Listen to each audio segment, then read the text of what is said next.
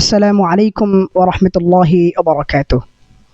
গত পর্বে রমজান মাসের গুরুত্ব এবং ফজিলত সম্পর্কে আলোচনা করা হয়েছে। সেখানে রমজান মাসের গুরুত্বপূর্ণ 3টি বৈশিষ্ট্য সম্পর্কে আলোচনা করা হয়েছে। 1 নম্বর বৈশিষ্ট্য হলো ঐশী মহাগ্রন্থ আল কোরআনুল কারীম আল্লাহ তাআলা এই রমজান মাসে অবতীর্ণ করেছেন। 2 নম্বর বৈশিষ্ট্য হলো ইসলামের গুরুত্বপূর্ণ একটি অনুষঙ্গ রোজা। এই রোজাকে আল্লাহ তাআলা এই রমজান মাসে ঈমানদারদের ওপর ফরজ করে দিয়েছেন। 3 নম্বর বৈশিষ্ট্য হলো লাইলাতুল কদরের মতো সবচেয়ে শ্রেষ্ঠতম একটি রজনী আল্লাহ তাআলা এই রমজান মাসে মুসলমানদেরকে উপহার দিয়েছেন। গত পর্বে আমরা এই 3টি বৈশিষ্ট্য সম্পর্কে জেনেছি। তারই ধারাবাহিকতা আজকেও ইনশাআল্লাহ আমরা রমাদানুল মুবারকের গুরুত্বপূর্ণ আরও 3টি বৈশিষ্ট্য সম্পর্কে অবগত হব ইনশাআল্লাহ। রমাদানুল মুবারকের চতুর্থ বৈশিষ্ট্য হলো রমজান মাস মুসলমানদের জন্য আল্লাহ তাআলার পক্ষ থেকে ক্ষমা লাভের মাস। রমজান মাস জাহান্নামের আগুন থেকে নাজাত এবং পরিত্রাণ লাভের মাস। মিশকাত শরীফের বর্ণনায় এসেছে, রাসূলুল্লাহ সাল্লাল্লাহু আলাইহি ওয়াসাল্লাম ইরশাদ করেছেন, ওয়ালিল্লাহি উতাকাউ মিনান নার। রমজান মাসে আল্লাহ তাআলা অসংখ্য অগণিত মানুষকে ক্ষমা করে দেন। ওয়াযালিকা কুল্লা লাইলাতিন। শুধু রমজান মাসের একদিনেই নয়, বরং রমাদানুল মুবারকের প্রতিটি দিন প্রতিটি রাত এভাবে আল্লাহ তাআলা অগণিত মানুষকে ক্ষমা করে দেন। সুবহানাল্লাহ। রমজান মাসে ক্ষমার ঘোষণা জারি করে আল্লাহ তাআলা মুসলিম উম্মাহকে একটি অবিশ্বাস্য এবং একটি অভাবনীয় উপহার দান করেছেন। এভাবে আল্লাহ তাআলা রমজান মাসকে অত্যন্ত সম্মানিত এবং মর্যাদাবান করেছেন। রমজান মাসের পঞ্চম বৈশিষ্ট্য হলো এই মাসে জান্নাতের দরজাগুলোকে খুলে দেওয়া হয়, জাহান্নামের দরজাগুলোকে বন্ধ করে রাখা হয় এবং শয়তানকে বন্দি করে মানুষদেরকে, ঈমানদারদেরকে বেশি বেশি ইবাদত বন্দি করার সুযোগ করে দেওয়া হয়। বুখারী এবং মুসলিম শরীফের বর্ণনায় এসেছে, হযরত আবু হুরায়রা রাদিয়াল্লাহু তাআলা আনহু থেকে বর্ণিত, তিনি বলেন, রাসূলুল্লাহ সাল্লাল্লাহু আলাইহি ওয়াসাল্লাম ইরশাদ করেছেন, ইযা জাআ রমাদান ফুতিহাত আবওয়াবুল জান্নাহ ওয়া গুল্লিকাত আবওয়াবুন নার। যখন রমজান মাস আসে জান্নাতের দরজাগুলোকে খুলে দেওয়া হয়, ওয়া গুল্লিকাত আবওয়াবুন নার, এবং জাহান্নামের দরজাগুলোকে বন্ধ করে দেওয়া হয়, ওয়া সুফিদাতিশ শায়াতিন, এবং শয়তানদেরকে বন্দি করে রাখা হয় এবং মানুষদেরকে বেশি বেশি ভালো কাজ এবং ইবাদত বন্দেগী করার সুযোগ করে দেওয়া হয়।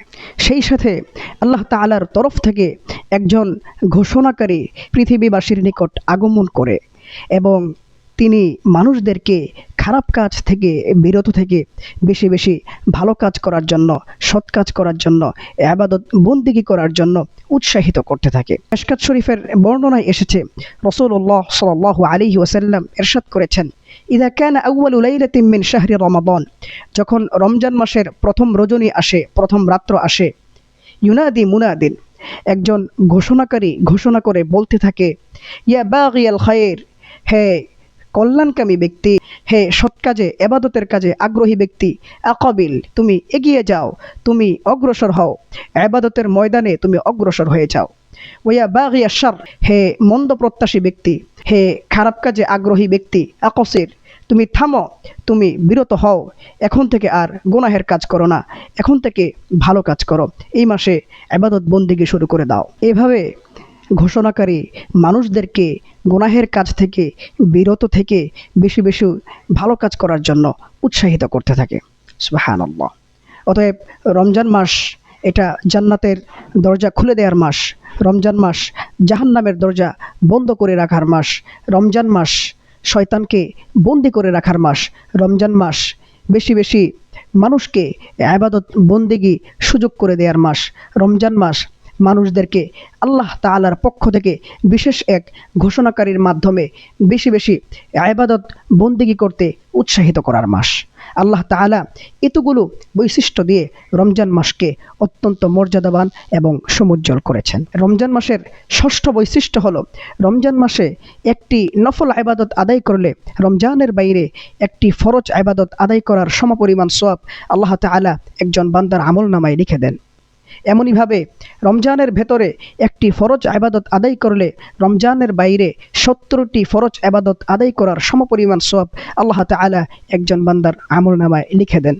মিশকাত শরীফের বর্ণনায় এসেছে রাসূলুল্লাহ সাল্লাল্লাহু আলাইহি ওয়াসাল্লাম ইরশাদ করেছেন, মান তাকাররাবা ফীহি বিখসলাতিন মিনাল খায়র, যে ব্যক্তি রমজান মাসে একটি ভালো কাজ করলো, রমজান মাসে একটি নফল ইবাদত আদায় করলো, কানা কামান আদ্দা ফরিয়াদাতান ফীমা সিওয়া, সে যেন রমজানের বাইরে একটি ফরজ ইবাদত আদায় করলো। সুবহানাল্লাহ। ওয়ামান আদ্দা ফরিয়াদাতান ফীহি কানা কামান আদ্দা 70 ফরিয়াদাতান ফীমা সিওয়া, অনুরূপভাবে যে ব্যক্তি রমজান মাসে একটি ফরজ ইবাদত আদায় করবে, রমজানের বাইরে 70টি ফরজ ইবাদত আদায় করার সমপরিমাণ সওয়াব আল্লাহ তাআলা তার আমলনামায় দান করবেন। রমজান মাস বেশি বেশি ভালো কাজ করার মাস। রমজান মাসে একটি নফল ইবাদত আদায় করলে একটি ফরজ ইবাদত আদায় করার সমপরিমাণ সওয়াব অর্জন করা যায়। ঠিক তদ্রূপভাবে একটি ফরজ ইবাদত আদায় করলে 70টি ফরজ ইবাদত আদায় করার সমপরিমাণ সওয়াব আল্লাহ তাআলা বান্দার আমলনামায় লিখে দেন। অতএব আসুন আমরা সবাই এ রমাদানুল মুবারকে অন্যান্য সকল দুনিয়াবি এবং গুনাহের সমস্ত আসবাব এবং উপকরণ থেকে বিরত হয়ে রমজান মাসে আমরা বেশি বেশি নেক কাজ করি, ইবাদত বন্দেগী করি, আমল করি। আল্লাহ তাআলা আমাদের সবাইকে রমাদানুল মুবারকে বেশি বেশি ইবাদত করার তৌফিক দান করুন, আমিন। প্রিয় দর্শক, কোরআন এবং সুন্নাহের আলোকে এ ধরনের গুরুত্বপূর্ণ ইনফরমেটিভ ভিডিও এবং আলোচনা শোনার জন্য আমাদের সঙ্গে জুড়ে থাকুন। আজকের ভিডিও এ পর্যন্তই, দেখা হবে পরবর্তী কোনো ভিডিওতে। সে পর্যন্ত সবাই সুস্থ থাকুন এবং ভালো থাকুন। সকলের প্রতি শুভকামনা জানিয়ে আজকের মতো আমি এখানে বিদায় নিচ্ছি। আসসালামু আলাইকুম ওয়া রাহমাতুল্লাহি ওয়া বারাকাতুহু।